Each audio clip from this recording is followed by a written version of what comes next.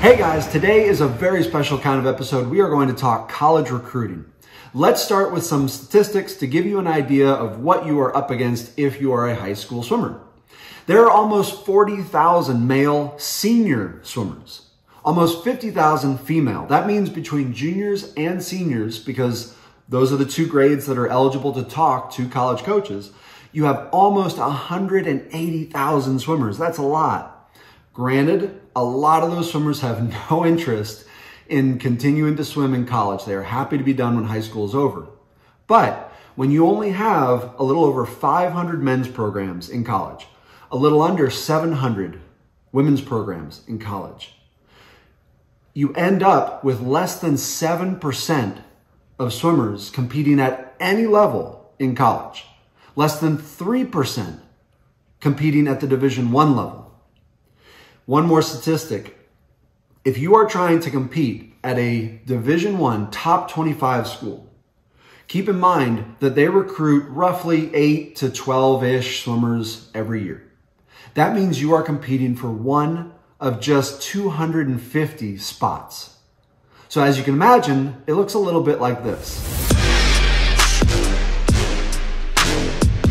So how do you stand out in that? Well, I'm going to give you my advice. Number one is come up with your story. Think of yourself as a product being sold to a consumer, the coach. Unless you are just a superstar product that everybody has to have, you are not going to sell yourself unless you have good marketing behind you. In my case, coming out of high school, I had quit swimming 8th grade to sophomore year. And then I picked up 2 junior cuts within 6 months of coming back. On top of that, I was 6'2" and growing, not even 170 pounds, a size 13 shoe. That screams potential to college coaches. Most every college coach loves that kind of a story. Some don't, some go strictly off of times. It is what it is. I applied to Michigan and they just flat out said, not interested. You don't have national times. That's okay. Texas was my dream school. I applied to Texas, which got 3rd at NC's my senior year, Auburn, which won, Ohio State, Minnesota, and Maryland. And we'll get into why those schools in a minute. But you have to come up with your story. And maybe you can't say I had great success really quickly. Okay, but there's something to you. Maybe you are a 100 flyer, 100 backstroker on a distance freestyle oriented team and you've never really been able to train for your events. That's interesting. Come up with your story, because if you just submit a questionnaire, you can forget about getting into that school. Remember, tens of thousands of swimmers, a few hundred spots. You have to stand out. Number 2, do your homework. This process requires a lot of effort. It is not good enough to just have a great story. You have to then go tell that story effectively and get it out there. Just submitting a questionnaire with a video, that's not good enough. Once you have your list of schools that you think line up with you academically, athletically, geographically, all that stuff, you have to pour through the information that is out there on those programs and figure out what that team needs. Are they deep in your event? If so, then your story better include why they need another one of you. If they are weak in your event, great. That makes the sale easier. Because remember, this is a business. You are a product. They are not recruiting friends. They are recruiting people who can score points at conference, preferably at NCAAs. So part of your story better include how you are going to score points for that team if you are not already in a position to do that. Let's say you're 2 seconds off of scoring points at conference for the team in the 100 fly and the 100 back. Do not assume that the coach is going to look at your video and try to find a way to justify bringing you on. That is not going to happen. If you're far enough off of scoring points, they're not even going to consider you unless you connect the dots for them as to why you can go from a non-scorer to a scorer. And so maybe your story is, look, I weigh $150 and my underwaters are terrible because I'm on a distance-oriented, team, whatever. But I know, not just think, I know that when I add weight, muscle, and I work on my underwaters, I'm going to drop more than 2 seconds in my event, and I can be a scorer for you. That is what matters, and that is it. And if you don't explicitly connect the dots for them and do the work for them, do not think that they are going to do it for you. Remember, thousands of swimmers. You are only applying to like 10 or maybe 15 schools. They're not going to do the same kind of work on you that you're going to do on them. So do the work for them. Plus, it shows a really high level of maturity and swimming IQ. And coaches love that.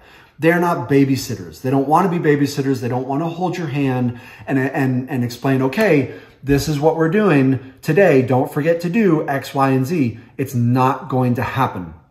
They want kids who are self-motivated, who are independent, who don't have to be told every step of the way what they need to be doing. They want the kids who will show up and just bust their butts on day one and go do what they need to do within the sets that are given. So make sure in your story, you're addressing all of that. Number 3, how and when to contact a coach. There is a great website, here it is, that covers emailing, texting, phone calls, how, when, all that great stuff. And I agree with just about everything in there. So I'm not going to go into detail on all those things. I'm going to give you my highlights, my pointers, starting with that first email that you need to send at the same time as you submit the questionnaire. Because remember, that thing is dry, boring, doesn't tell your story. And if your times don't meet their standards, it is immediately deleted and you are forgotten. But in that moment, you're on their mind. And if you can follow up right away with a great email, with an eye-catching subject line and a great story, then you have a chance to get your foot in the door. So let's talk about that email. First things first, professional, top to bottom, starting with the email address. Do not use the email address that you created in 7th or 8th grade and thought was just hilarious at the time, like upyours@gmail. If it's childish, silly, funny, cute, inappropriate, no. It has to be boring. Some combination of your first name, your last name, your initials, some numbers, at whatever, okay? Then the subject line. Swim recruit. That doesn't cut it. Nobody's going to open that. Your next swimmer. It's a little arrogant. I'll tell you a story about a guy I swam with at Texas. He was a basketball player until about his junior year of high school. He got injured. And he had done some swimming, like summer league stuff, but not much. His senior year of high school, coming out, I think he was like 23 in the 50 freestyle and not even under 50 in the 100, like 52 or something. That's laughable at Texas, right? But the guy was 6'8". He had just started swimming, size 18 shoe, and he didn't weigh a whole lot.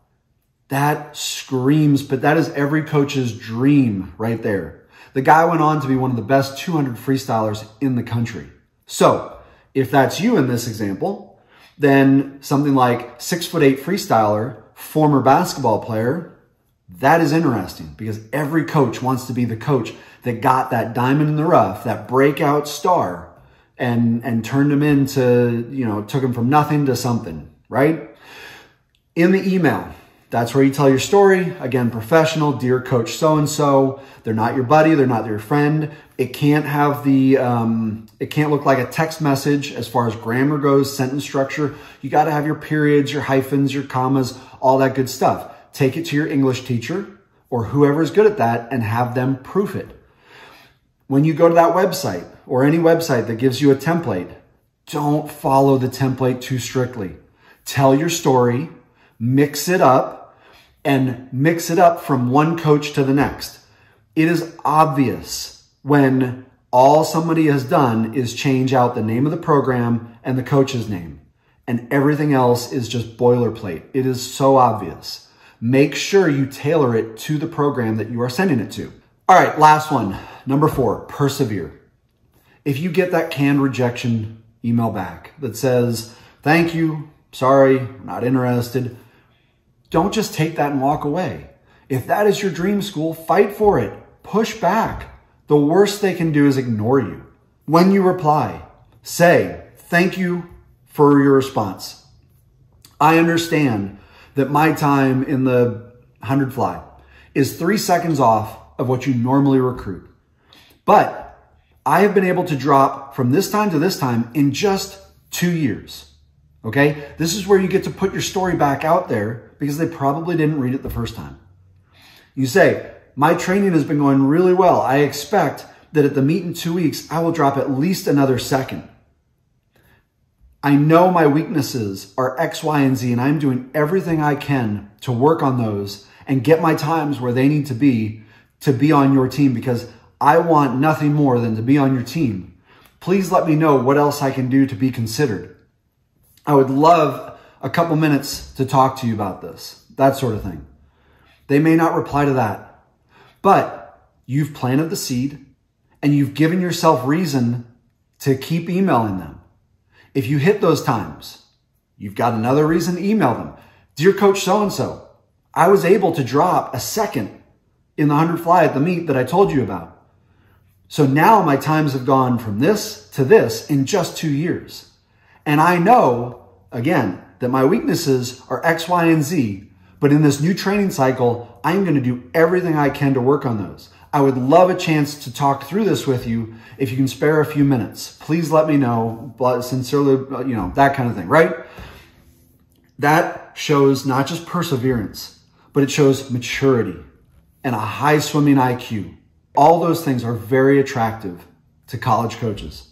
The last thing I'm going to say on this before we close it out, please remember, this is a business and you are a product. When I started Fike Swim, I started it with the brick.